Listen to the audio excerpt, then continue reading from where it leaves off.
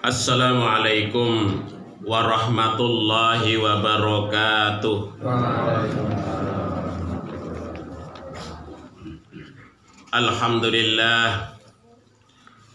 Alhamdulillahilladzi hadana lihada wa ma kunna linahtadiya laula an hadanallah. Asyhadu an la ilaha illallah wahdahu la syarika lah wa asyhadu anna Muhammadan abduhu wa rasuluh. Allahumma sholli wa sallim wa barik ala Muhammadin wa ala alihi wa ashabihi wa man tabi'ahum bi ihsani ila yaumil qiyamah, amma ba'd. Ingkang kawula hormati para pinisepuh, para ustaz dan ustadzah,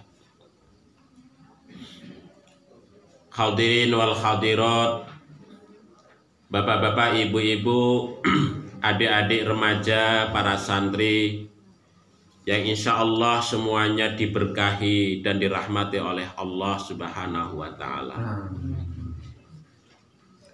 Alhamdulillah, puji dan syukur senantiasa kita panjatkan kehadirat Allah atas segala limpahan nikmat yang Allah berikan kepada kita bersama. Alhamdulillah, kita dapat bersua kembali setelah Idul Fitri dan kita semua dalam keadaan sehat walafiat, dan insya Allah tambah berkah, tambah nikmat dari Allah Subhanahu wa Ta'ala.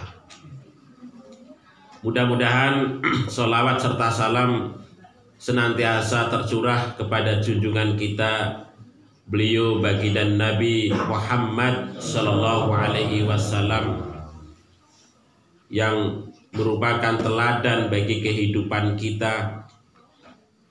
Tidak ada teladan yang lebih baik dari beliau baginda Nabi Sallallahu Alaihi Wasallam. Kemudian juga mudah-mudahan kepada para keluarganya, sahabatnya, dan termasuk juga kita semua sebagai umatnya yang setia kepada sunnahnya.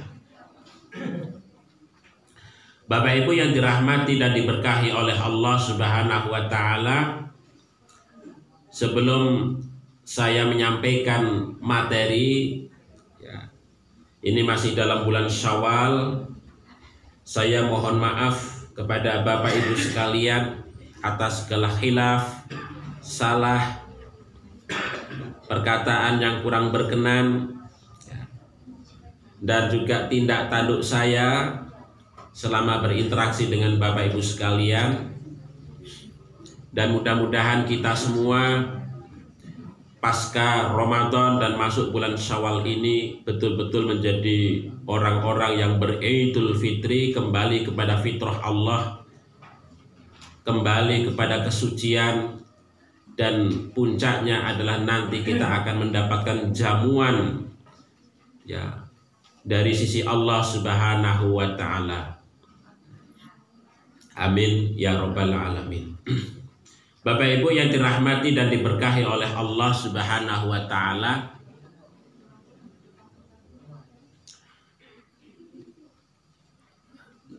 ini teman-teman dari panitia pembangunan pondok pesantren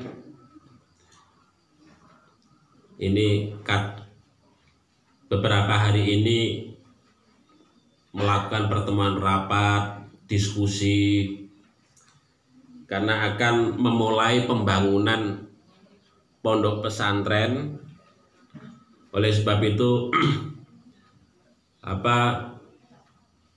mohon nanti Bapak Ibu sekalian untuk membantu, baik dari sisi tenaga, material ataupun yang lainnya begitu. Ya mudah-mudahan nanti dengan dimulainya begitu, insya Allah itu akan ada keberlanjutan pembangunan. Nah, begitu. Akan ada keberlanjutan pembangunan. Ya, mudah-mudahan kita terus menggali pendanaan itu walaupun pada saat ini masih 0 rupiah. Begitu. Oleh sebab itu nanti bantuan dari Bapak Ibu sekalian, dari wakaf tenaga, wakaf uang, wakaf harta Bapak Ibu sekalian dalam rangka untuk menyokong pembangunan pondok pesantren Muhammadiyah Samba ini yang insya Allah dalam waktu dekat akan segera dimulai gitu. Kita sanggup Bapak Ibu sekalian, insya Allah nggih. Bikin niat bersama, insya Allah kalau kebaikan kita awali, fa insya Allah nanti dimudahkan oleh Allah Subhanahu wa Ta'ala. Walaupun panitianya inilah rada mumet juga ini, Mas Dokter Dina. Insya Allah. Okay. Bapak Ibu yang dirahmati oleh Allah Subhanahu wa Ta'ala. Nah, pada kesempatan kali ini kita akan mengkaji tentang rangkaian bulan yang memperkuat spiritualitas kita sebagai seorang mukmin. Dalam surat Az-Zariyat ayat 50, Allah Subhanahu wa Ta'ala berfirman, "Fafirru ilallah." Maka berlarilah kalian itu kepada Allah. Maksudnya segeralah tobat kalian itu kepada Allah. Segeralah taat kalian itu kepada Allah Subhanahu wa Ta'ala. Dalam ayat yang lain Allah menyatakan, wasari'u ila maghfiratin mir rabbikum wa jannah. Bersegeralah kalian itu kepada ampunan Allah yang luasnya, ya, dan kepada surga yang Allah janjikan kepada kita semua orang-orang yang beriman, yang luasnya itu adalah seluas langit dan bumi. Jadi kalau Allah menikah, Bapak Ibu sekalian, memerintahkan kepada kita terkait dengan kebaikan, itu Allah menggunakan syarat cepat-cepat, bersegeralah tobat, bersegeralah minta ampun karo Gusti Allah, nggih, bersegeralah. Nah, niku fafirru, lari kepada Allah itu kan, lari itu kan terkait dengan ruang dan waktu. Ruang kita menika lari kepada Allah nggih wekdalipun wonten donya ngeten iki Bapak Ibu sekalian. Kesempatan kita untuk lari menuju Allah nggih menika ruangnya pada saat kita hidup wonten donya. Lari kepada Allah, arahnya menuju Allah. Jangan sampai keliantu kalau kita itu lari menyegerakan sesuatu menika. Nggih menika menyegerakan sesuatu adalah menuju Allah, menuju taat kepada Allah, menuju tobat maring Gusti Allah. Nah, lari itu juga terkait dengan waktu. Waktu menika nggih kehidupan kita menika, kita diberikan kesempatan oleh Allah Subhanahu wa Ta'ala menika kan nggih sami dalam konteks sehari semalam 24 jam. Hanya saja dalam batas umur menika tentu manusia berbeda-beda antara satu dengan yang lain. Dan kita tidak tahu kapan umur kita itu berakhir. Selama umur kita itu belum berakhir, maka kita terus berlari kepada Allah. Nah menika sampai finish. Jangan sampai kok belum finish menika kita berhenti lari kita kepada Allah. Nah menika Bapak Ibu sekalian. Makanya Allah Subhanahu wa taala memberikan waktu itu adalah merupakan satu isyarat. Waktu-waktu yang Allah berikan itu memberikan satu isyarat kepada kita. Kalau dalam mingguan itu ada Senin, Selasa, Rabu, Kamis, Jumat, Sabtu, Ahad. Nah ini waktu-waktu. Mana waktu-waktu yang penting, mana waktu-waktu yang bisa kita gunakan untuk ibadah dekat maring Gusti Allah. Bulan juga sama. Allah juga memberikan satu isyarat dengan bulan-bulan yang Allah turunkan kepada kita. Ada Ramadan, ada Syawal, ada Dzulqa'dah, ada Dzulhijjah. Ramadan, bulan yang telah lalu kita lalui selama 1 bulan. Kita gunakan dalam rangka untuk ibadah kepada Allah, untuk dekat kepada Allah Subhanahu wa taala. Dalam rangka kita untuk bertobat kepada Allah, memohon sesuatu, mendapatkan kemuliaan di sisi Allah dengan membaca Al-Qur'an, dengan i'tikaf, dengan ibadah-ibadah mahdoh ataupun ibadah-ibadah sunnah. Itu bulan Ramadan yang lalu, yang kita lalui selama 1 bulan penuh begitu. Mengapa kita sebagai orang Islam bergiat di bulan Ramadan? Karena Ramadan itu adalah merupakan bulan pembakaran, bulan ampunan. Allah mengampuni, membakar dosa-dosa kita, kesalahan-kesalahan kita. Sehingga kemudian puncaknya kita masuk ke dalam bulan Syawal, kita beridul fitri. Dari ampunan Allah, pengampunan Allah atas segala kesalahan, kehilafan dan dosa kita, maka kita masuk di bulan Syawal, maka kita beridul fitri. Kembali kepada fitrah, kembali kepada kesucian. Karena apa? Karena aktivitas ibadah yang kita jalankan selama bulan Ramadan. Nah, oleh sebab itulah maka Bapak Ibu yang dirahmati oleh Allah Subhanahu wa taala, bulan Ramadan sebagai satu madrasah bagi kita. Bulan pendidikan rohani bagi kita semua. Tentu itu harus memberikan bekas, ya, memberikan asar kepada rohani kita.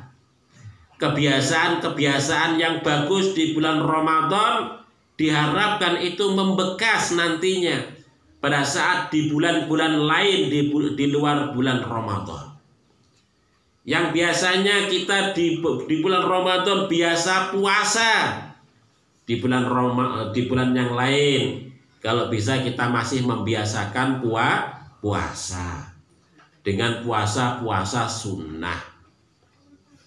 Di bulan Ramadan biasanya kita qiyamul lail, bangun malam, sepertiga malam yang terakhir. Maka di bulan yang lain pun kita juga membiasakan. Kebiasaan itu kita bawa di bulan yang lain. Walaupun bukan bulan Ramadan, pada saat malam kita bangun di sepertiga malam yang terakhir dalam rangka untuk ibadah munajat, dongo ataupun sholat dekat takarub kepada Allah Subhanahu wa taala. Yang biasanya di bulan Ramadan kita senang pergi ke masjid i'tikaf, maka di bulan lain selain di bulan Ramadan kita juga hati kita tetap mu'allakun, tetap tergantung, merasa ada keterkaitan terus dengan masjid. Nah, mengatakan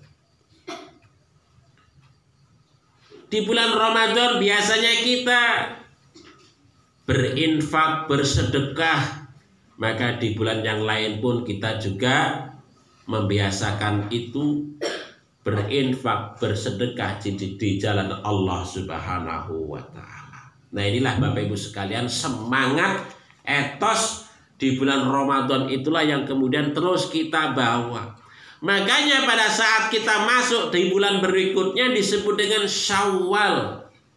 Maksudnya Syawal itu dari madrasah Ramadan itu, dari pendidikan rohani selama bulan Ramadan itu, maka kita meningkat rohani kita, meningkat spiritualitas kita, meningkat kedekatan kita kepada Allah. Kita ibaratnya seperti bayi yang baru lahir ataupun dilahirkan, suci, bersih. Maka kondisi itulah yang disebut dengan Syawal, meningkat rohani kita, keimanan kita kepada Allah Subhanahu wa Ta'ala. Bapak Ibu yang dirahmati oleh Allah Subhanahu wa Ta'ala. Nah, oleh sebab itulah maka jamaah Bapak Ibu yang dirahmati oleh Allah Subhanahu wa Ta'ala, maka penamaan Syawal untuk bulan berikutnya pasca Ramadan itu sesungguhnya untuk mempertegas, mengingatkan kepada kita semua. Jangan sampai habis Ramadan itu malah ngelukru. Kan jenengannya bulan Syawal. Semangatnya tetap, etos keimanan kita tetap pada saat di bulan Syawal menika. Karena itu penamaan untuk bulan ini tentu harus memberikan satu gairah spiritual bagi rohani kita dalam kaitannya dengan keimanan dan ketakwaan kita kepada Allah Subhanahu wa Ta'ala. Imam Hasan Al-Basri dalam salah satu tulisan beliau itu ngeten niki Bapak Ibu sekalian, mengungkapkan ngeten niki terkait dengan masalah bulan Syawal yang disebut dengan Idul Fitri itu, yaitu kita kembali kepada fitrah, kembali kepada kesucian, kemudian kita mendapatkan jamunan berupa berbuka dari Allah, kesenangan ketika kita berbuka. Nah, begitu. Maka Imam Hasan Al-Basri ini seorang tabi'in menyatakan kullu yaumin la yu'sallah fi wa huwa 'id. Kullu yaumin, setiap hari yang mana tidak ada maksiat kepada Allah di dalamnya, fa huwa 'id, maka hari itu disebut dengan hari 'id, hari Idul Fitri. Ketika hari-hari kita yang kita lalui pasca Ramadan, yang mana kita tidak ada maksiat kepada Allah, maka kita sesungguhnya telah merayakan Idul Fitri itu. Kemudian ungkapan berikutnya beliau menyatakan fal yaumul ladzi yaqta'uhul mu'min, maka hari yang mana seorang mukmin itu memutuskan apa fi ta'ati maulah, dalam tak kaitannya dengan ketaatan kepada Rabbnya, kepada Allah Subhanahu wa Ta'ala, wa zikrihi, dan kemudian dia itu berzikir kepadanya, ingat kepada Allah, wa syukrihi, dan bersyukur kepadanya, syukur kepada Allah, fahuwa lahu 'id, maka sesungguhnya orang tersebut memiliki hari raya, hari raya Idul Fitri.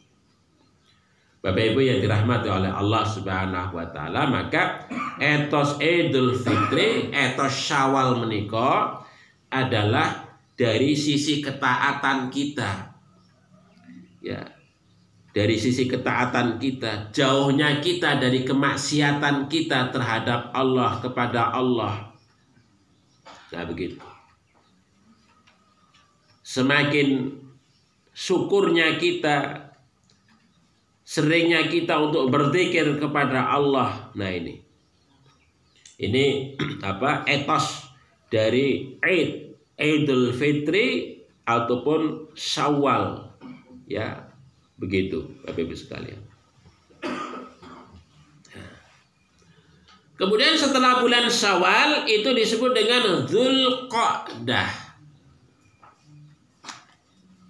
Nah, setelah bulan Syawal disebut dengan Dzulqa'dah, dari kata dzu dan al-qa'dah atau qa'ada. Dzu artinya memiliki, qa'dah itu tempat duduk ataupun kedudukan. Bulan Dzulqa'dah itu disebut sebagai Dzulqa'dah. Kalau kita lihat dalam konteks sejarah itu macam-macam. Yang pertama, orang-orang Arab dahulu pada saat bulan Dzulqa'dah itu mereka tidak bepergian jauh, tetapi tinggal di rumah, banyak duduk di rumah untuk memberikan penghormatan kepada bulan tersebut dalam rangka untuk menyambut bulan haji, mempersiapkan diri untuk bulan haji sehingga tidak bepergian jauh. Kemudian yang kedua disebut sebagai bulan Dzulqa'dah karena orang-orang Arab dahulu itu berhenti senjata-senjata digantungkan untuk tidak melakukan peperangan, berhenti melakukan peperangan, melakukan perjanjian damai, dan mereka tidak melakukan bepergian jauh, tinggal di rumah duduk-duduk. Itu bulan Dzulqa'dah. Tetapi secara spiritual Bapak Ibu sekalian, sesungguhnya bulan Dzulqa'dah itu terkait dengan Ramadan Syawal. Ramadan, bulan pembakaran, Syawal, peningkatan spiritualitas kita kepada Allah. Dzulqa'dah, maka kita adalah orang-orang yang memperoleh kedudukan yang baik di sisi Allah Subhanahu wa Ta'ala. Orang-orang yang kita itu mengkonsolidasikan kedudukan kita di hadapan Allah Subhanahu wa Ta'ala. Raihan yang kita raih pada saat bulan Ramadan, yang kemudian mengalami peningkatan rohani kita di bulan Syawal, maka kita tetap memeliharanya, mengkonsolidasikan di bulan Dzulqa'dah. Sehingga iman yang sudah meningkat menika boten turun, ya, boten turun, tetapi tetap bertahan atau mungkin malah meningkat bekatan. Maka konsolidasi dalam kaitannya dengan keimanan dan ketakwaan itu penting Bapak Ibu sekalian. Yeah. Hal ini kalau kita lihat umpamanya dalam kaitannya dengan sejarah Nabiullah Ibrahim dan Ismail alaihi salam. Diceritakan dalam surat Al-Baqarah ayat 128, wa idh yarfa'u Ibrahimul qawa'ida minal bait wa Ismail. Wa idh, dan ingatlah, yarfa'u ketika mengangkat siapa itu Ibrahim, atau meninggikan siapa itu Ibrahim. Apa yang ditinggikan? Al-qawaida minal bait. Qawaid, tempat dudukan rumah. Dudukan rumah, fondasi. Al-qawaid sama dengan kaidah. Qa'adah, dudukan, tempat dudukan rumah. Fondasi ditinggikan. Mengapa kok fondasi itu ditinggikan? Supaya rumah yang di atasnya itu tidak mudah tenggelam. Karena mungkin pasir, tanah, ataupun yang lain. Supaya bertahan lama. Kalau fondasinya agak tinggi menika rumah gak mudah dimakan rayap. Nggih ngoten niku. Gak mudah kena air dari bawah. Iman nggih sama. Ketika iman menika terus kita tinggikan, tidak akan mudah goyah karena faktor berbagai macam godaan yang datang kepada kita. Maka membangun rumah iman, takwa, taat, takarub kepada Allah itu terus untuk dilakukan. Ya, bagi kita orang-orang yang beriman, sebagaimana yang dicontohkan oleh Nabiullah Ibrahim, yang mana Nabiullah Ibrahim itu membangun fondasi rumahnya Allah, rumah Allah Subhanahu wa Ta'ala, Al-Bait, yaitu Ka'bah. Ya, Ka'bah itu ribuan tahun nggak pernah hilang yang namanya Ka'bah itu. Itu semenjak Nabiullah Ibrahim membangun hingga sampai saat ini Ka'bah boten pernah hilang. Karena fondasinya kuat. Nah, begitu. Demikian juga Nabiullah Ibrahim itu juga memberikan contoh bagaimana membangun iman, tauhid di dalam dirinya, keluarganya, keturunannya. Makanya Nabiullah Ibrahim menika menjadi teladan dan contoh dalam kaitannya dengan mempertahankan iman dan tauhid. Cara melakukan pendidikan yang luar biasa. Pendidikan dalam kaitannya dengan tauhid itu menjadi teladan utama beliau Nabiullah Ibrahim alaihissalam. Mewariskan ajaran tauhid itu dari generasi ke generasi, nggak pernah hilang. Pesan utama yang dihembuskan kepada anak cucunya oleh Nabiullah Ibrahim adalah tauhid, menyembah hanya kepada Allah Subhanahu wa Ta'ala. Nah, niku senantiasa terus diwasiatkan oleh Nabiullah Ibrahim kepada Ismail, kepada Ishak, dari Ishak kepada Yakub dan seterusnya. Kepada Bani Israel sampai Musa, Isa, sampai kemudian Nabiullah Muhammad Sallallahu Alaihi Wasallam. Karena fondasinya kuat, pewarisan nilai yang begitu kuat, yang begitu luar biasa. Maka nilai-nilai iman itu terus kita tinggikan, kita suarakan, kita tebarkan, kita tanamkan dalam rohani kita, dalam lingkungan kita, kepada anak-anak kita, generasi berikutnya, keluarga kita, dan seterusnya. Sehingga kita betul-betul nantinya akan memperoleh kedudukan yang begitu luar biasa di hadapan Allah Subhanahu wa Ta'ala. Bapak Ibu yang dirahmati oleh Allah Subhanahu wa Ta'ala, makanya ketika kita memperoleh kedudukan yang baik di sisi Allah karena faktor iman, takarub, dan keimanan kita kepada Allah, maka kita masuk di bulan berikutnya yang dikenal dengan Dzulhijjah. Dzulhijjah itu dari kata dzu dan al-hijjah atau hajjah. Dzu artinya memiliki ataupun pemilik, hajjah itu adalah menuju atau perjalanan, menuju ataupun perjalanan, pemilik perjalanan.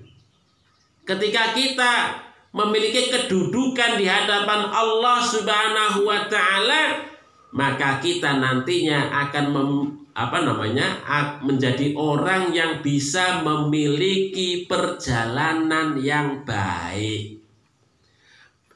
Itu puncak dari kehidupan kita. Makanya Dzulhijjah itu adalah bulan yang ke-12, bulan yang terakhir dari bulan Komariah. Karena apa? Karena puncak dari kehidupan kita adalah perjalanan kita kepada Allah Subhanahu wa Ta'ala. Orang yang baik, orang yang memperoleh kemuliaan adalah ketika kita pada saat hidup di dunia, yaitu mengumpulkan bekal, menguatkan fondasi iman dan takwa kita kepada Allah itu, yang kemudian itu nantinya menjadi bekal perjalanan kita yang mengasihkan kepada Allah, menuju Allah Subhanahu wa Ta'ala. Makanya simbol haji menika perjalanan, Bapak Ibu sekalian. Itu puncak syariat Islam. Perjalanan. Nek wong sangune apik maring Gusti Allah, perjalanan nanti pada saat kita sowan ing ngarsanipun Gusti Allah inggih sae. Panjenengan disimbolkan dengan berbagai macam kendaraan menuju Allah menika. Ada yang mengendarai onta, mungkin ada yang mengendarai macam-macam. Ya. Ngoten niku. Tetapi bagi orang yang tidak memiliki bekal ketika perjalanan menuju Allah nggih keberatan, susah, payah, angel. Ya ngoten niku. Wong ora duwe sangu kok mau perjalanan nggih mboten saged. Sangune mek sikil loro, abot. Ngoten Bapak Ibu sekalian. Makanya haji menika disimbolkan dengan perjalanan. Dalam surat Ali Imran ayat 97 menika, walillahi, dan milik Allah itu adalah alan nas, kewajiban bagi manusia. Apa itu kewajiban bagi manusia yang itu merupakan milik Allah? Hajjul baiti, menuju Ka'bah, baitnya Allah. Bagi siapa itu? Manistata'a ilaihi sabila, bagi orang yang memiliki kemampuan untuk berjalan ke arah sana. Orang yang bisa menuju baitnya Allah, rumahnya Allah.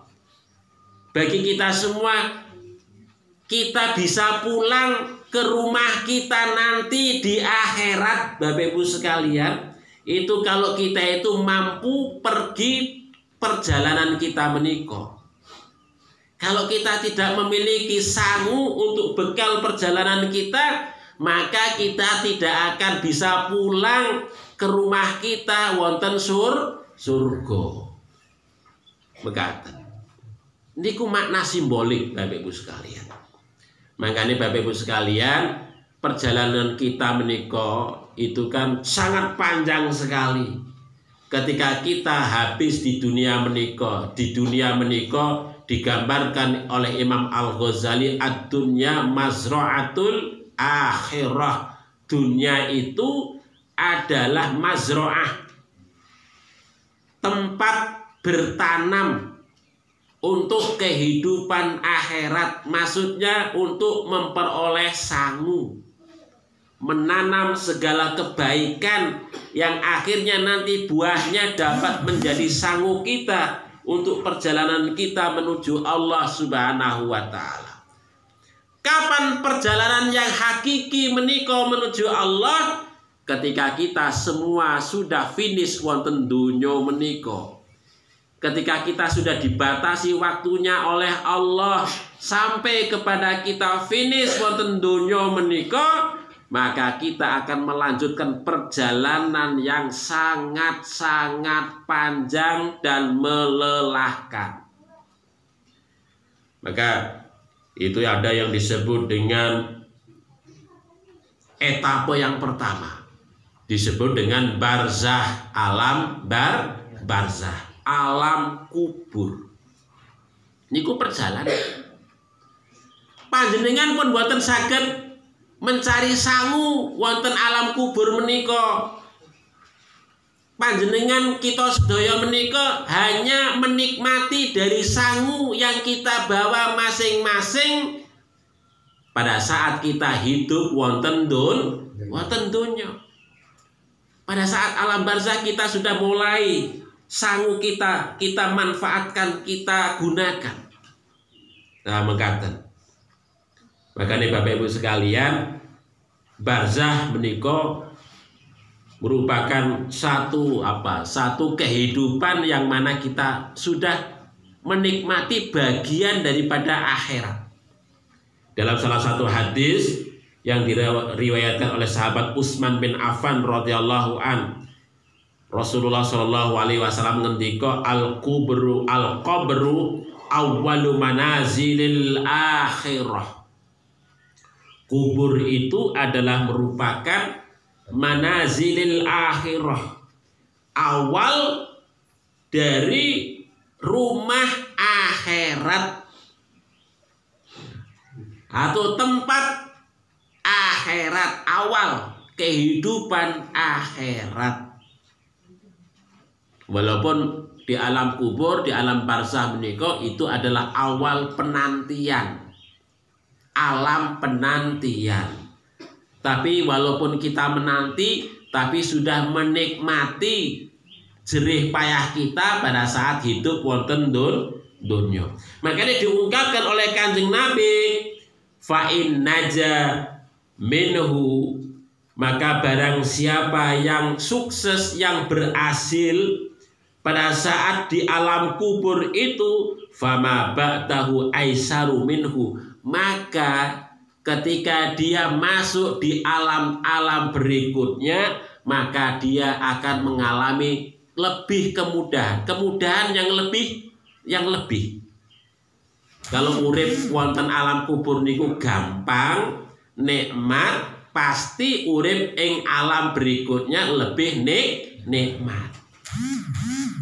Tetapi sebaliknya, wa illam yanju minhu, sekiranya di alam kubur, di alam barzah menika kok wis susah, fama ba'dahu asyaddu, maka ketika dia hidup di etape berikutnya tentu akan mengalami lebih susah, lebih sulit.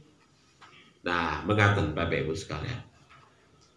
Maka disinilah pentingnya bekal menika bagi kita semua Bapak Ibu sekalian, ketika kita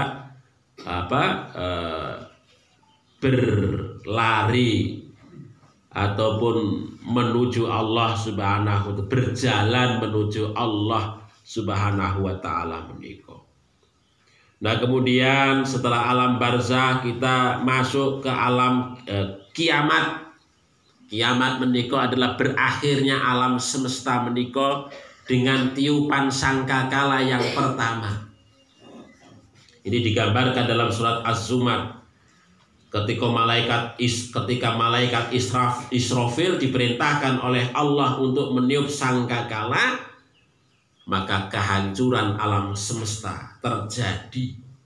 Nah, begitu. Semuanya mati, makhluk hidup semuanya mati kecuali yang digandaki oleh Allah. Ya. Maksudnya menurut para mufasir yang digandaki oleh Allah menika adalah malaikat Israfil. Semua makhluk hidup itu mati semua kecuali malaikat Israfil yang bertugas meniup sangkakala menika. Baru setelah kemudian kehidupan hancur, ya, pada kiamat yang pertama kemudian kebangkitan, yaitu dengan ditiupkan sangkakala yang kedua.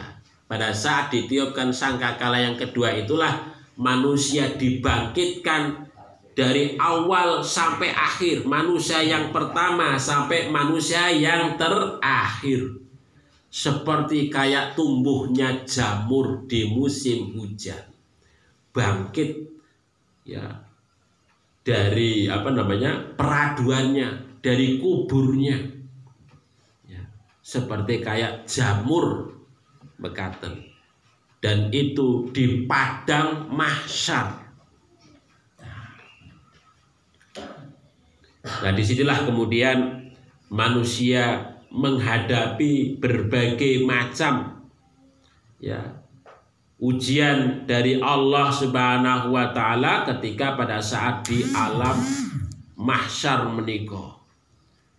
Segala rupa kehidupan saat kita hidup di dunia kita bawa menjadi saksi pada saat kita di alam mahsyar menika. Makanya kemudian manusia itu dalam rupa yang berbeda-beda antara satu dengan yang lainnya. Kemudian masuk ke penimbangan amal. Nah, ini amal kita semuanya ditimbang oleh Allah Subhanahu wa taala. Tidak ada sedikit pun yang kemudian dirugikan oleh Allah Subhanahu wa taala.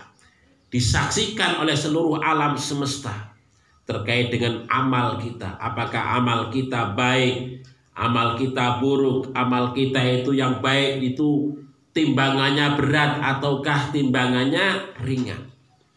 Makanya diungkapkan oleh Allah Subhanahu wa taala, al-haqqu faman saqulat mawazinuh. Kebenaran adalah faman saqulat mawazinuh. Maka ketika seseorang itu timbangannya berat, faulaika humul muflihun, maka mereka itulah orang-orang yang beruntung. Tetapi sebaliknya, waman khaffat, orang-orang yang ringan mawazinuh timbangannya, faulaika alladzina khasiru, maka mereka itulah orang-orang yang khasiru, orang-orang yang merugikan anfusahum, diri mereka sendiri. Jadi bukan Allah yang merugikan kita, tetapi kita sendiri yang merugikan diri kita sendiri. Nah, begitu. Nah, besok manusia itu protes kepada Allah, wahai Allah, saya itu digoda di dunia oleh setan. Setan menjadi kambing hitam. Nah, kemudian setan menjawab, loh, salah siapa kamu ikut saya? Nah, begitu. Itu terus begitu, Bapak. Jadi kerugian yang kita peroleh itu bukan karena faktor siapa-siapa, tetapi oleh kita sendiri. Begitu. Niki pada saat penimbangan amal. Kemudian berikutnya adalah kita menuju surga atau neraka. Tentu bagi orang-orang yang timbangannya berat kebaikannya, ketika berangkat menuju sirotnya Allah Subhanahu wa taala gampang dan enteng. Atine menika atine mantep. Jadi nyebrang lewat jembatan menika atine mantep. Imane kuat maring Gusti Allah. Tetapi bagi orang-orang yang tidak memiliki iman karo Gusti Allah, bingung Bapak Ibu sekalian. Nyebrang niku wah kok ngisor enek mawa api yang berkobar-kobar, wah niku pun bingung. Tapi bagi orang yang beriman mantep. Nah, ibaratipun kalau panjenengan menika nyebrang wonten jembatan naik sepeda motor, jembatannya pun caidik ngaten niku. Nek jenengan terlatih mantep, jalan. Tapi orang yang nggak pernah terlatih bingung, jatuh. Niku ibarat wonten donya ngoten niku, Bapak Ibu sekalian.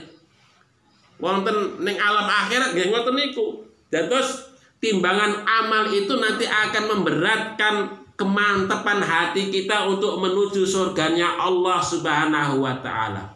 Orang-orang yang beriman menika ketika melewati sirotnya Allah menika mantep. Ya, jangkane nggih mantep ngaten. Bahkan digambarkan ada orang yang melewati jembatan sirot kayak kilat, wes. Saking mantepnya hati ngoten Bapak Ibu sekalian. Seperti kalbar, seperti kayak kilat. Ya. Suatu wes ngoten. Tapi bagi orang yang tidak bawa bekal, timik gocean, ora mingkret-mingkret. Nggih, akhirnya jatuh wonten neraka. Nah, ngoten niku Bapak Ibu sekalian. Nah, niki gambaran ya, makna simboliknya kita untuk kita lari kepada Allah mekaten Bapak Ibu sekalian. Makanya kita pada saat wonten donya menika niku adalah kesempatan bagi kita bagaimana kita semangat Ramadan menika sebagai madrasah bagi kita, pendidikan bagi rohani kita. Sehingga kemudian semangat Ramadan menika, etos Ramadan terus kemudian membara dalam rohani kita, sehingga kita melalui bulan-bulan yang lain itu terus bertahan mekaten. Makanya para sahabat menika Bapak sekalian, ketika Ramadan berakhir mereka nangis, podo nangis. Karena apa? Karena takut kalau kemudian dia tidak menemui Ramadan lagi, atau semangat Ramadan itu hilang dari dirinya. Takut para sahabat menika. Nah niki. Karena kalau Ramadan menika kan secara spiritual kita sami-sami nggih. Yang biasanya orang ke masjid jadi ke masjid, biasanya bangun malam jadi bangun malam. Biasanya orang maca Al-Qur'an jadi maca Al-Qur'an. Para sahabat ngoten niku wedi nangis. Nah, ketika ditinggal bulan Ramadan mereka. Tetapi kalau kita kok malah seneng ya Bapak Ibu sekalian. Oke, mudah-mudahan semangat Ramadan itu terus mewarnai kehidupan kita nih Bapak Ibu sekalian. Kita berdoa kepada Allah Subhanahu wa taala. Semangat niku penting untuk membangun rohani kita sehingga kita betul-betul nantinya kehidupan dunia ini kita isi dengan kebaikan, taat, takarub pada Gusti Allah Subhanahu wa taala. Mungkin mekaten Bapak Ibu sekalian yang saya sampaikan, ada kekhilafan mohon maaf. Ya, marilah kita akhiri dengan sama-sama membaca doa kifaratul majlis. Subhanakallahumma rabbana wa bihamdika asyhadu an la ilaha illa anta astaghfiruka wa atubu ilaik. Billahi taufiq wal hidayah. Assalamualaikum warahmatullahi wabarakatuh.